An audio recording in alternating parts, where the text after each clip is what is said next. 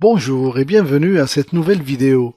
Vous êtes sur votre plateforme de formation préférée, alforme.com, cela va sans dire. Cette vidéo est l'une des deux vidéos dédiées à la migration vers SCOM 2012 R2.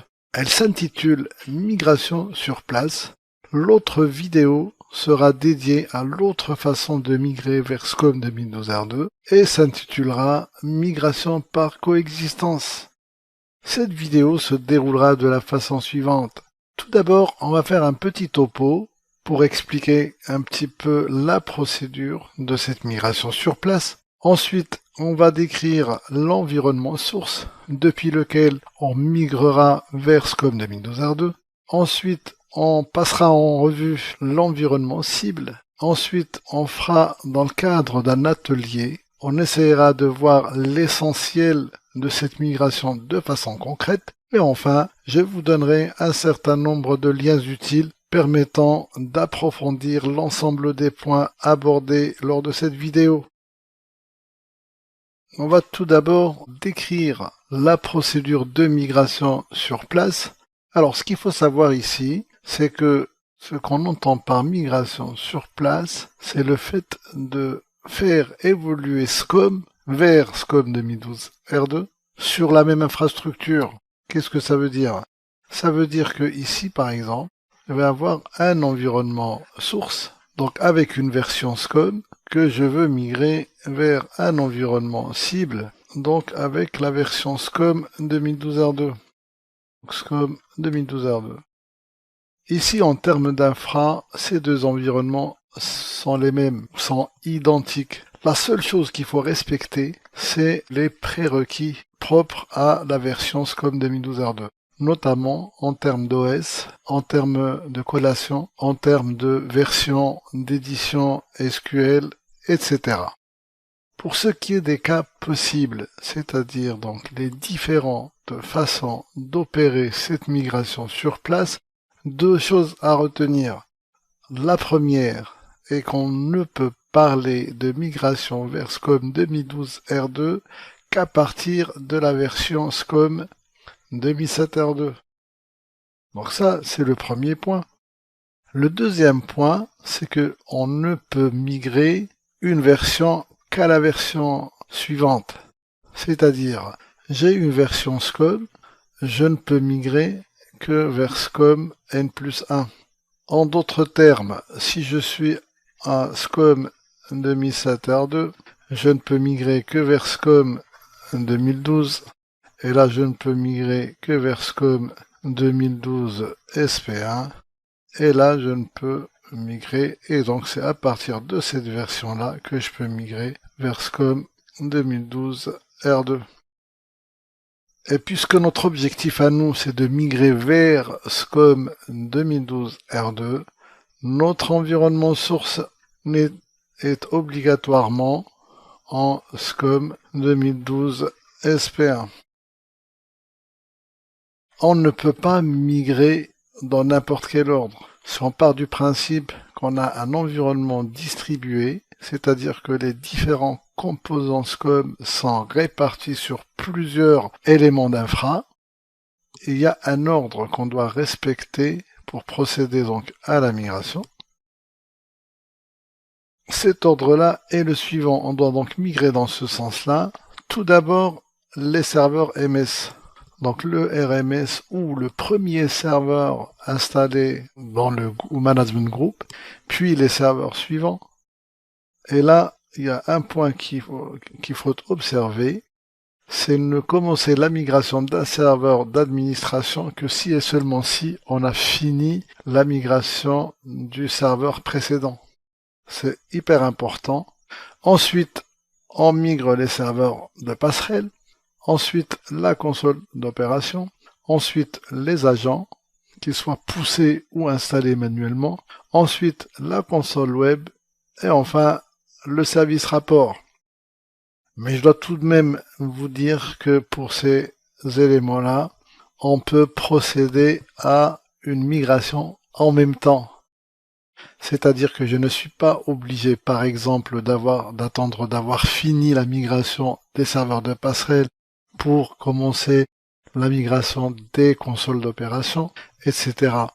Ici, juste un petit détail, quand on parle de consoles d'opération, c'est des consoles d'opération autonomes, c'est-à-dire qu'ils ne sont pas couplés avec d'autres rôles SCOM.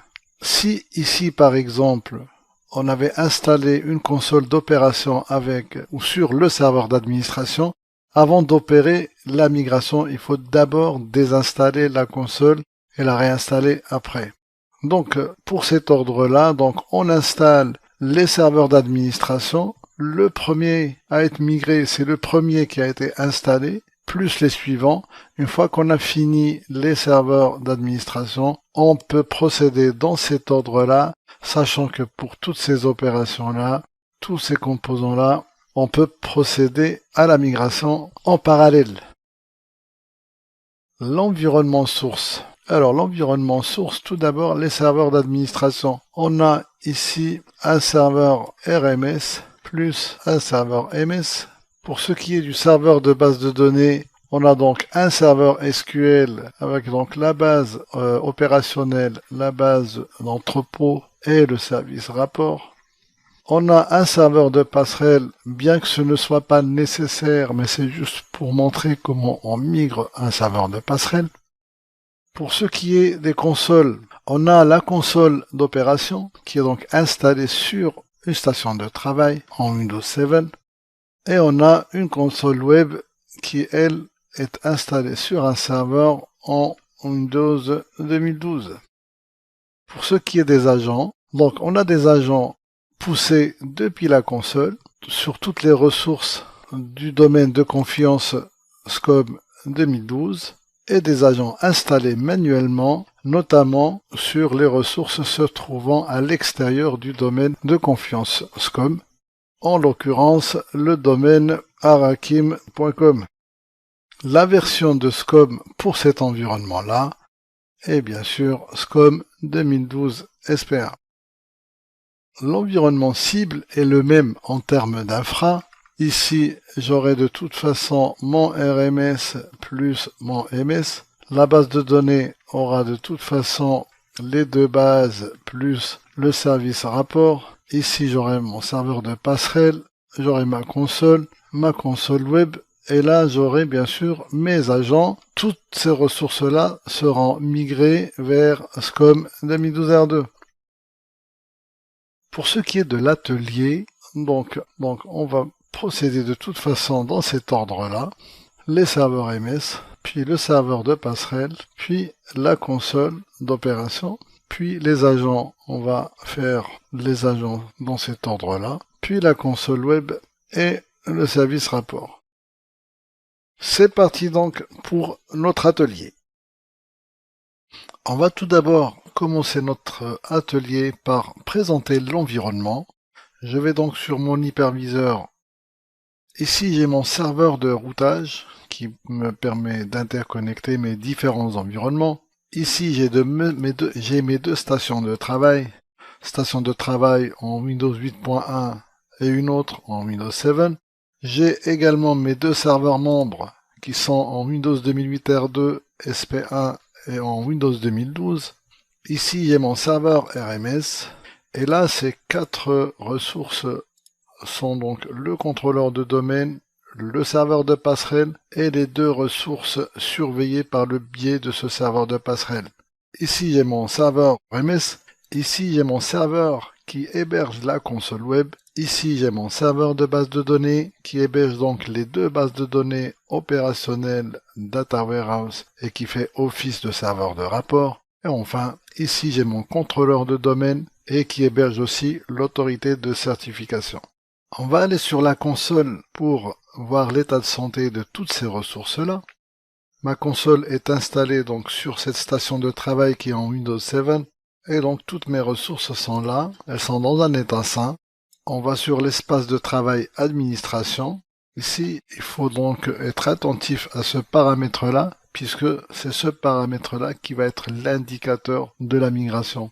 On est en SCOM 2012 SP1, la version de l'agent, c'est le 9538. Là, c'est pour les deux serveurs d'administration et pour le serveur de passerelle. Il en est de même pour les autres ressources. On est donc à la version 9538. Ce qu'on va faire maintenant, c'est qu'on va procéder à la migration dans l'ordre qu'on avait déjà mis en évidence. Donc ici, on a fait donc la présentation de notre environnement et les opérations vont donc être exécutées dans cet ordre-là. On va commencer par les serveurs d'administration MS, donc le RMS, puis le serveur MS.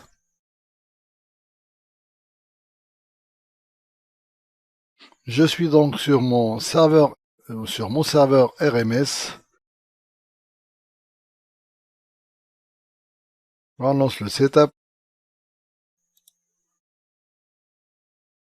Voilà, donc il a détecté une installation antérieure et il me propose donc de mettre à jour ces composants-là avec une recommandation de sauvegarder la base opérationnelle et la base Data Warehouse. Je continue. Je laisse le chemin par défaut. Voilà, donc il trouve que tous les prérequis sont réunis. Ce que je vais faire, parce que l'opération prend un certain temps, je vais suspendre la vidéo et je vous reprendrai tout de suite après. Voilà, donc la mise à jour est terminée. Je vais aller vérifier au niveau du registre que la version correspond bien à SCOM 2012 R2.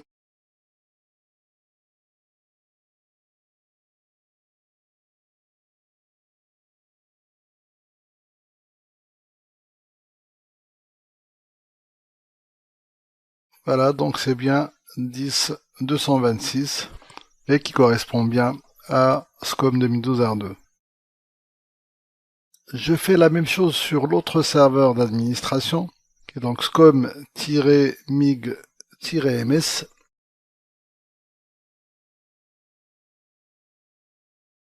Je rappelle que je ne peux pas lancer l'upgrade simultanément sur les deux serveurs parce que cela pourrait provoquer une corruption au niveau de la base SQL.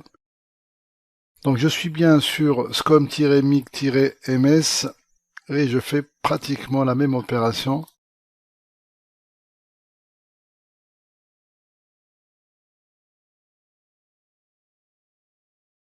Je lance install. Le seul composant à mettre à jour, c'est le composant MS.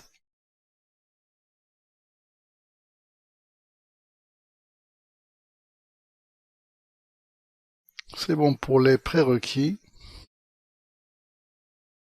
Ici, j'utilise le compte SDK.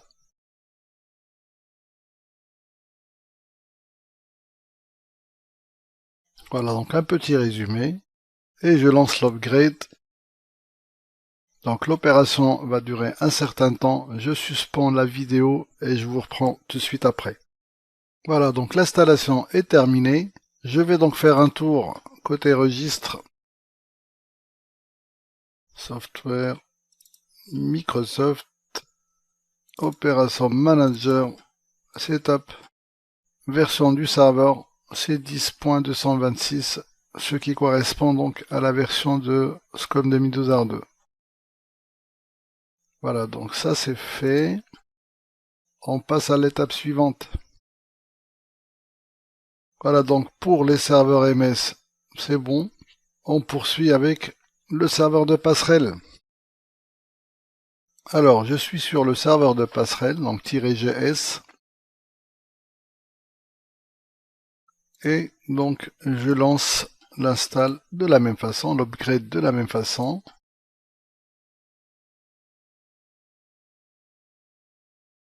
Donc ici, en revanche, c'est cette option-là que je choisis.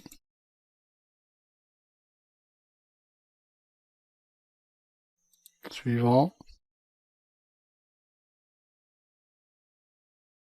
Et là, donc, il me propose de lancer l'upgrade pour le pour le rôle passerelle. Ce que j'accepte. Je suspends la vidéo et je vous reprends dès que c'est fini. Voilà, donc l'installation est terminée avec succès. Petit tour côté registre.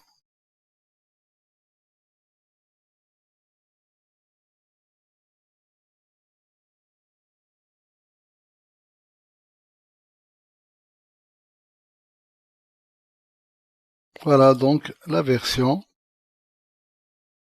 de la passerelle est bien donc la 10226 qui correspond à la version SCOM 2012 R2. Le serveur de passerelle s'est bien installé. Il a bien été mis à jour. Je passe donc à la console d'opération. Je suis donc sur mon poste de travail sur lequel la console est installée et je lance le programme d'install.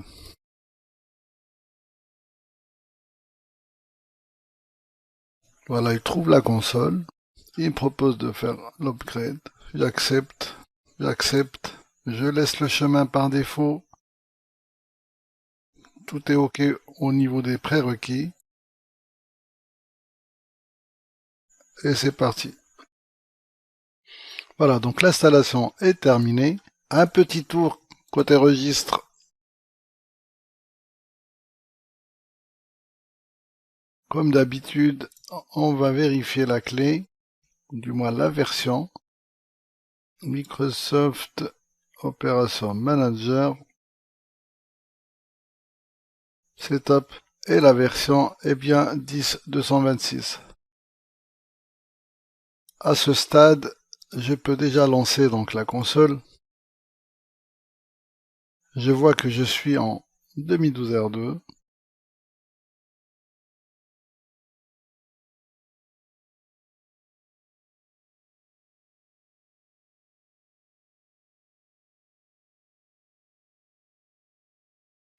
Je retrouve donc toutes mes ressources. Je vais ici pour voir un petit peu ce que j'ai comme version. Côté serveur d'administration, donc j'ai mes trois serveurs qui sont à la bonne version 10.226. En revanche, pour mes ressources, on voit bien qu'elles sont toujours à la version SCOM 2012 SP1. Et ça va donc être l'étape suivante, la mise à jour des agents.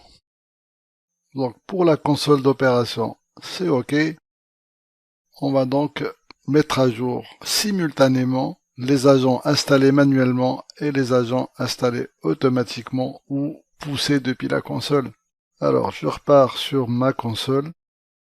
En fait, les ressources que je peux installer ou pousser depuis la console, ce sont uniquement ces ressources-là. Ces deux autres ressources, je suis obligé de les installer manuellement, ou du moins de les mettre à jour manuellement. Pour mettre à jour ces agents-là, on va d'abord aller ici pour vérifier qu'ils sont en attente de mise à jour. Voilà, donc ils sont ici. Ces ressources-là, ces agents-là sont ici en attente de mise à jour. Donc, j'approuve. Et là, donc, je lance l'update pour tous ces agents-là.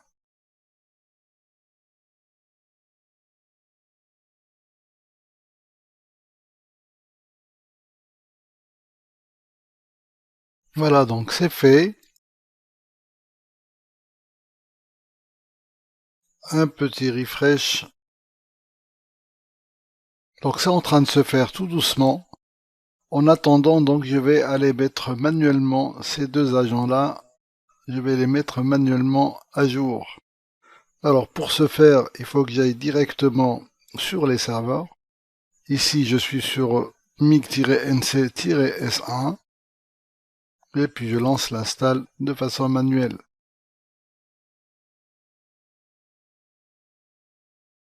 Je lance le setup et je dis que je veux installer l'agent localement. Je fais pareil pour le deuxième. Donc je suis sur le S2 et je lance l'install.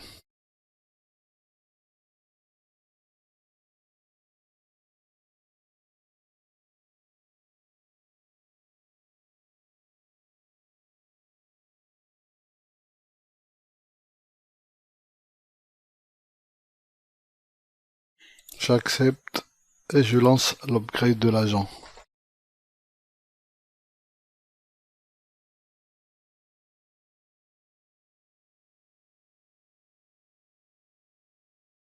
Là, sur le serveur S2, on fait la même chose, on accepte et on lance l'upgrade. L'agent a été mis à jour sur ce serveur-là. On vérifie qu'il a été mis à jour sur l'autre. Parfait. Donc, il a été mis à jour sur les deux ressources se trouvant à l'extérieur du domaine de confiance SCOM. On part sur la console. Alors, la console, donc pour toutes les ressources membres du domaine SCOM, de confiance SCOM, donc l'agent est déjà mis à jour. Voilà, donc je viens de voir en direct live ces deux ressources aussi qui viennent d'être mises à jour. Donc j'ai pratiquement maintenant toutes mes ressources sont à la version SCOM 2012 R2. Je passe donc à l'étape suivante. Ici donc j'ai mes agents qui ont été mis à jour manuellement et automatiquement. Voilà, donc l'étape suivante, ça va être la console web et le service rapport. Je vais donc sur mon serveur hébergeant la console web. C'est scom-mig-console web. Alors, avant de lancer donc le programme d'install, je vérifie bien que ma console web est à la version SCOM 2012 SP1.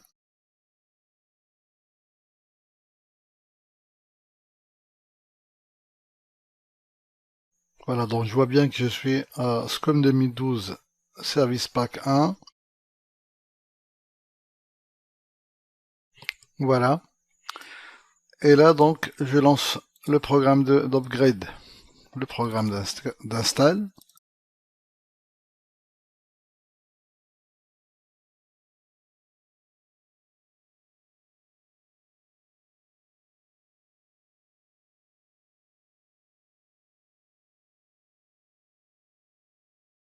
Voilà, il détecte donc la présence de la console web. J'accepte.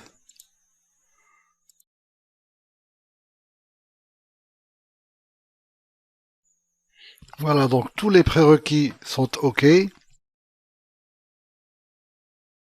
je lance l'upgrade de la console web.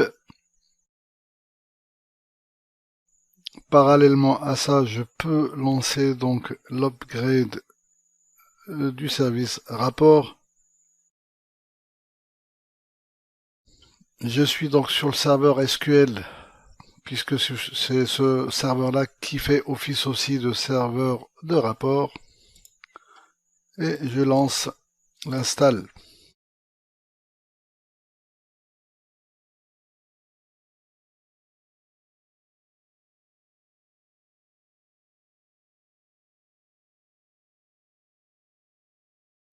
Voilà, donc il détecte le service rapport.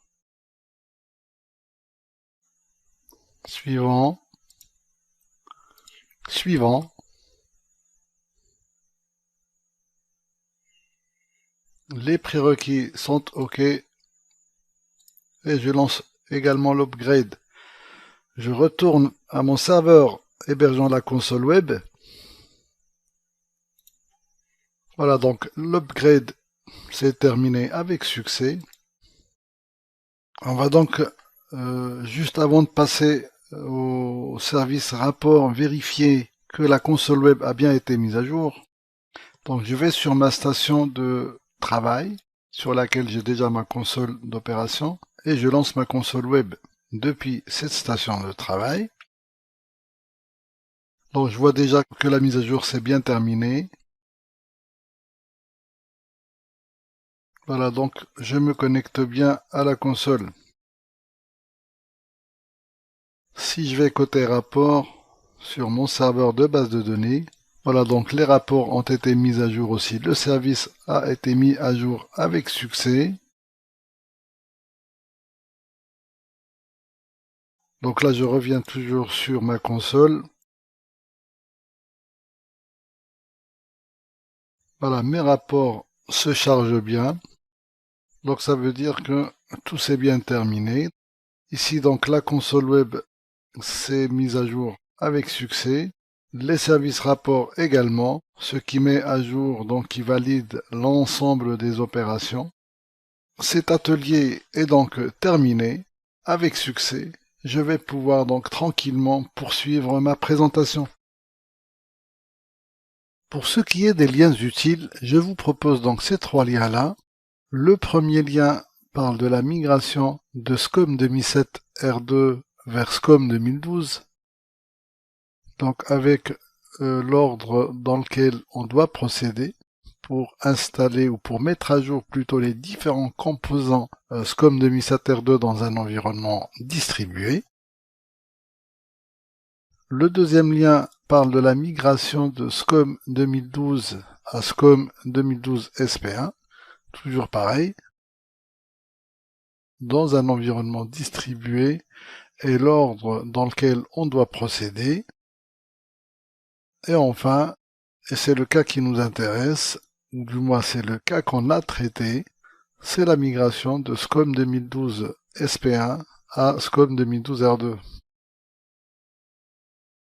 Donc ici, j'ai l'ordre dans lequel je dois procéder. Je retrouve donc toutes mes étapes, la mise à jour des différents serveurs d'administration, en commençant par le serveur d'administration initial. Ici, je n'ai pas dans mon environnement le module ACS. Sinon, après, j'ai les serveurs de passerelle, la console, les agents, qu'ils soient poussés ou installés manuellement, la mise à niveau de la console web, la mise à niveau du serveur de rapport.